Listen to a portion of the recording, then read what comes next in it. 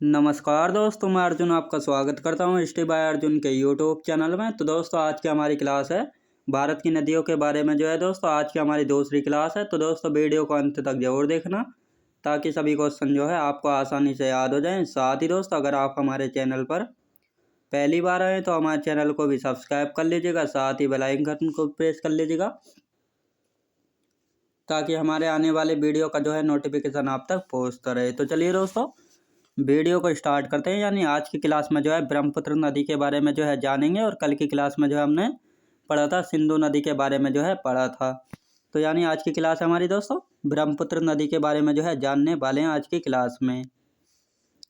ब्रह्मपुत्र नदी की लंबाई दोस्तों 2900 किलोमीटर जो है ब्रह्मपुत्र नदी की लंबाई, और भारत में जो है यह 916 किलोमीटर दूरी तय करती है। याद रखें दोस्तों ब्रह्मपुत्र नदी जो है इसकी कुल लंबाई है 2900 किलोमीटर, जिसमें से जो है भारत में बहती है 916 किलोमीटर। याद रखेंगे। और भारत की सबसे बड़ी नदी है दोस्तों ब्रह्मपुत्र नदी जो है भारत की सबसे बड़ी नदी है। भारत की सबसे बड़ी नदी यानी जल के मामले में जो है भारत की सबसे बड़ी नदी है, और सबसे ज़्यादा जल जो है अपने साथ लेकर आती है। यानी जल क्षेत्र में जो है सबसे बड़ी नदी है भारत की। यदि लंबी की बात की जाए भारत की सबसे लंबी नदी कौन सी, तो वह हो जाती है गंगा नदी, जिसकी लंबाई है 2525 किलोमीटर। याद रखेंगे। अब ब्रह्मपुत्र नदी का उद्गम कहाँ से होता है, तो चेमा युगडू हिमनद या ग्लेशियर से जो है होता है, या मानसरोवर झील या कैलाश पर्वत। तो दोस्तों तीनों में से कोई सा भी ऑप्शन जो है आपको दिया जा सकता है यानी ब्रह्मपुत्र नदी के उद्गम के लिए। याद रखेंगे। अधिकतर तो दोस्तों चेमा युंगडू ग्लेशियर ही देखने को मिलता है। यदि ये नहीं दिया होगा तो मानसरोवर झील, यदि पर्वत की बात की जाएगी तो कैलाश पर्वत जो कि तिब्बत में है। याद रखें दोस्तों। अब देखते हैं तीन देशों में प्रवाहित होती है जो ब्रह्मपुत्र नदी जो है यह तीन देशों में जो है प्रवाहित होती है। जिस प्रकार सिंधु नदी जो है तीन देशों में प्रवाहित होती थी, इसी प्रकार यह ब्रह्मपुत्र नदी जो है ये भी तीन देशों में जो है बहती है। तो पहला कौन सा है दोस्तों, पहला हो जाता है चाइना यानी तिब्बत से निकलती है, और इसके बाद जो है भारत में आती है। भारत में जो है कहाँ से आती है, तो भारत में प्रवेश करती है अरुणाचल प्रदेश के यांगयाप दर्रे से जो है भारत में प्रवेश करती है, और उसके बाद जो है पश्चिम बंगाल होती हुई जो है कहाँ तक जाती है, तो फिर उसके बाद बांग्लादेश पहुँच जाती है, और बांग्लादेश के बाद जो है सीधी बंगाल की खाड़ी में जो है अपना जल जो है गिरा देती है। यानी तीन देशों में जो है प्रवाहित होती है, चीन, भारत और बांग्लादेश। तिब्बत में दोस्तों तिब्बत में जो है अब इसके जो है अलग अलग नाम है, यानी इसको जो है तिब्बत में किस नाम से जाने जाते हैं, तो तिब्बत में जो है ब्रह्मपुत्र नदी को सांगपो नदी के नाम से जानते हैं। अरुणाचल प्रदेश में यांगयाप दर्रे से प्रवेश करती है, और अरुणाचल प्रदेश में जो है इस नदी को किस नाम से जानते हैं, तो दिहांग नदी के नाम से जानते हैं अरुणाचल प्रदेश में ब्रह्मपुत्र नदी को। असम में किस नाम से जानते हैं, तो असम में जो है ब्रह्मपुत्र नदी के नाम से जानते हैं असम राज्य में। बांग्लादेश में जमुना के नाम से। याद रखें दोस्तों बांग्लादेश में जो है जमुना के नाम से। याद रखेंगे दोस्तों बांग्लादेश में जो है जमुना के नाम से जो है जानते हैं किसको दोस्तों, इसको जानते हैं ब्रह्मपुत्र नदी को। याद रखेंगे।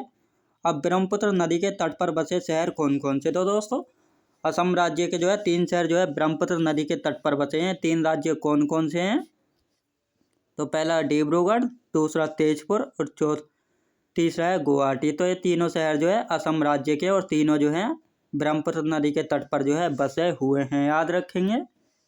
ब्रह्मपुत्र नदी अरुणाचल प्रदेश में जो है यांगयाप दर्रे से प्रवेश करती है। याद रखें दोस्तों जो ब्रह्मपुत्र नदी जो है वह अरुणाचल प्रदेश में यानी जब भारत में प्रवेश करती है तो अरुणाचल प्रदेश के जो है यांगयाप दर्रे से होकर जो है भारत में प्रवेश करती है। और यह ब्रह्मपुत्र नदी जो है माजुली नदी द्वीप जो कि विश्व का सबसे बड़ा नदी द्वीप है, जो कि असम के जोरहाट जिले में जो है बनाती है। याद रखें दोस्तों यानी माजुली द्वीप जो है विश्व का सबसे बड़ा नदी द्वीप है। ब्रह्मपुत्र नदी जो है इसको बनाती है असम के जोरहाट जिले में। याद रखेंगे। ब्रह्मपुत्र नदी द्वारा बनाया जाता है और विश्व का जो है सबसे बड़ा नदी द्वीप होता है। यानी जिस प्रकार दोस्तों समुद्र में जो है ये द्वीप जो है देखने को मिलते हैं, जिस प्रकार अंडमान निकोबार द्वीप समूह ये सभी द्वीपों का एक समूह है, तो इसी प्रकार ब्रह्मपुत्र नदी जो है अपने साथ बहाकर जो रेत मिट्टी धूल कंकड़ के जो अपने साथ बहाकर लाती है सेडिमेंट को, उसको जो है असम राज्य में जो है उसको बीच बीच में जो है इकट्ठा कर देती है, यानी रेत के जो है टीले बना देती है। तो उसी रेत का टीले में से सबसे बड़ा टीला कौन सा है, तो माजुली नदी द्वीप है, जो कि ब्रह्मपुत्र नदी द्वारा जो है बनाया जाता है और विश्व का जो है सबसे बड़ा नदी द्वीप है, यानी ये नदी के द्वारा बनाया गया द्वीप है, याद रखेंगे। और असम के जो है जोरहाट जिले में पड़ता है, याद रखेंगे। आप देखते रहो सब ब्रह्मपुत्र की सहायक नदियाँ, यानी जिस प्रकार हमने देखी थी सिंधु की सहायक नदियाँ, अभी देखते रहो सब ब्रह्मपुत्र की सहायक नदियाँ, यानी ब्रह्मपुत्र की कौन कौन सी जो है सहायक नदियाँ हैं जिनसे जो है ब्रह्मपुत्र नदी को जो है पानी प्राप्त होता है। तो ब्रह्मपुत्र की दाएं हाथ की सहायक नदियाँ, दाएं हाथ की सहायक नदियाँ कौन कौन सी हैं? सुबनसिरी नदी, मानस नदी और तीस्ता नदी और संकोश नदी, ये जो है ब्रह्मपुत्र की दाएं हाथ की सहायक नदियाँ जो कि दाएं तरफ से जो है ब्रह्मपुत्र नदी में जो है आकर मिलती है। अब सुबनसिरी का जो है उद्गम कहाँ से होता है? तो तिब्बत से उद्गम होता है सुबनसिरी नदी का।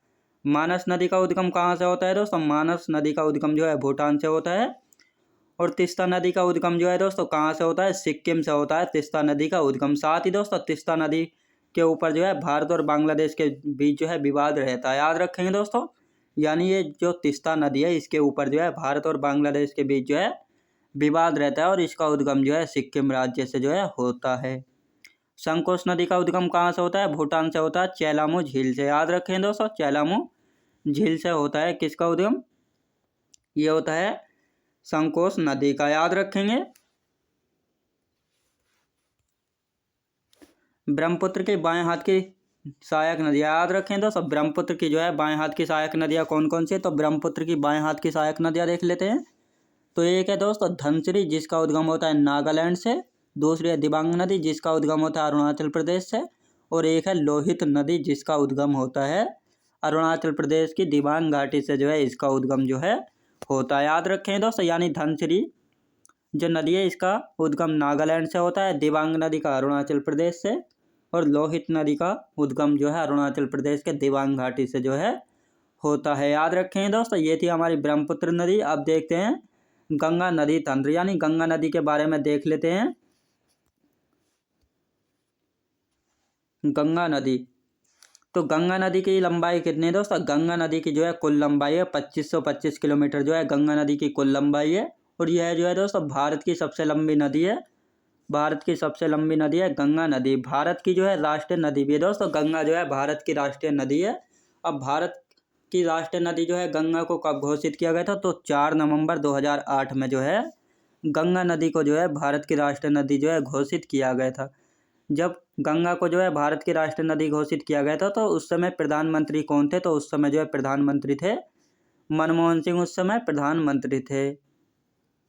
और गंगा को जो है 4 नवंबर 2008 में जो है गंगा नदी को जो है राष्ट्रीय नदी जो है घोषित किया गया था, प्रधानमंत्री थे मनमोहन सिंह। अब उद्गम कहाँ से होता है? यानी उद्गम जो है उत्तरकाशी जिला से होता है उत्तराखंड में, याद रखें दोस्तों। इसकी अब उद्गम की प्रक्रिया देख लेते हैं। तो गंगोत्री हिमनद गौमुख से जो है इसका उद्गम होता है। यह जो है 5 राज्यों में प्रवाहित होती है, याद रखें दोस्तों, यह जो है 5 राज्यों में जो है प्रवाहित होती है। और ये 5 राज्य कौन कौन से हैं जिनमें जो है प्रवाहित होती है? यूके यानी उत्तराखंड, यूपी, बिहार, झारखंड और पश्चिम बंगाल। पश्चिम बंगाल के बाद चली जाती है दोस्तों बांग्लादेश, और बांग्लादेश के बाद बे ऑफ बंगाल यानी बंगाल की खाड़ी में जो है अपना जल जो है गिरा देती है। अब दोस्तों इन 5 राज्यों में से जो है सबसे ज़्यादा दूरी किस राज्य में तय करती है? तो 1140 किलोमीटर की दूरी तय करती है। यूपी यानी उत्तर प्रदेश राज्य में बहती है 1140 किलोमीटर तक। इसके बाद इन 5 राज्यों में से जो है सबसे कम दूरी तक किस राज्य में बहती है? तो 40 किलोमीटर की दूरी तय करती है झारखंड राज्य में, और पश्चिम बंगाल के बाद सीधी बांग्लादेश, और बांग्लादेश के बाद जो है बंगाल की खाड़ी। साथ ही दोस्तों पद्मा के नाम से जाना जाता है बांग्लादेश में गंगा नदी को, याद रखेंगे। जिस प्रकार बांग्लादेश में जो है ब्रह्मपुत्र को जमुना के नाम से जानते हैं, उसी प्रकार जो है बांग्लादेश में गंगा को जो है पद्मा नदी के नाम से जो है जानते हैं, याद रखेंगे। अब गंगा नदी का जलग्रहण क्षेत्र, जलग्रहण क्षेत्र क्या होता है? यानी गंगा नदी की जो सहायक नदियां हैं किन किन राज्यों से जो है जल लाकर गंगा नदी में गिराती हैं, तो यही जो है जलग्रहण क्षेत्र होता है। तो गंगा नदी का जो है जलग्रहण क्षेत्र होता सबसे बड़ा है और 15 राज्यों में जो है ये फैली हुई है, याद रखें दोस्तों। गंगा नदी का जो जलग्रहण क्षेत्र है वह सबसे बड़ा है और इसकी सहायक नदियाँ जो है 15 राज्यों में जो है फैली हुई हैं। गंगा नदी के जल में दोस्तों, गंगा नदी का जल जो है ये खराब क्यों नहीं होता है? तो इसके बारे में भी जान लेते हैं। यानी गंगा नदी में जो है एक विषाणु यानी वायरस पाया जाता है जिसका नाम है बैक्टीरियोफेज। बैक्टीरियोफेज नामक एक विषाणु यानी वायरस पाया जाता है जो कि गंगा नदी के जल में जो भी जीवाणु यानी बैक्टीरिया पाए जाते हैं उनको जो है नष्ट कर देता है। इसी प्रकार जो है गंगा नदी का जल जो है खराब नहीं होता है, याद रखेंगे। अब देखते हैं उत्तराखंड में पंचप्रयाग। दोस्तों उत्तराखंड में जो है पंचप्रयाग हैं। अब पंचप्रयाग क्या होता है, जहाँ पर दो नदियाँ आपस में आकर मिलती हैं तो उसी को जो है प्रयाग जो है कहा जाता है, याद रखेंगे। तो ये पंचप्रयाग कौन कौन से हैं, यानी विष्णु प्रयाग जो कि अलकनंदा व धौली गंगा मिलती है कहाँ पर, विष्णु प्रयाग में। नंद प्रयाग में अलकनंदा में जो है नंदाकिनी नदी मिलती है, याद रखेंगे। इसके बाद कर्णप्रयाग है, कर्णप्रयाग में जो है अलकनंदा नदी में जो है पिंडार नदी आकर मिलती है। रुद्रप्रयाग में अलकनंदा व मंदाकिनी जो है आपस में मिलती हैं। और देवप्रयाग व भागीरथी नदी मिलती हैं। अब अलकनंदा व भागीरथी नदी के संयुक्त धारा को जो है गंगा नाम से जो है जाना जाता है, यानी यहीं से जो है गंगा जो है स्टार्ट होती है देवप्रयाग से, जब अलकनंदा व भागीरथी नदी जो है आपस में मिलती है और इनकी संयुक्त धारा को जो है गंगा नाम जो है दिया गया है, याद रखेंगे। अब देखते हैं दोस्तों गंगा नदी जो है हरिद्वार के बाद जो है, गंगा नदी दोस्तों हरिद्वार के बाद जो है किस राज्य में प्रवेश करती है, तो ये करती है यूपी यानी उत्तर प्रदेश राज्य में प्रवेश करती है। अब उत्तर प्रदेश राज्य में जो है किस जिले से होकर जो है प्रवेश करती है, तो उत्तर प्रदेश में गंगा नदी जो है हरिद्वार के बाद जो है दोस्तों मैदानों में प्रवेश करती है। और मैदानों के बाद जो है सीधी यूपी में जो है गंगा नदी प्रवेश करती है और बिजनौर जिले से जो है प्रवेश करती है, याद रखें दोस्तों किस जिले से प्रवेश करती है, यूपी के बिजनौर जिले से जो है प्रवेश करती है और फिर यूपी के बलिया जिले से जो है उत्तर प्रदेश राज्य से जो है निकल जाती है, याद रखेंगे। तो दोस्तों मैं उम्मीद करता हूँ आपको वीडियो क्वालिटी कंटेंट वगैरह सभी कुछ आपको पसंद आया होगा।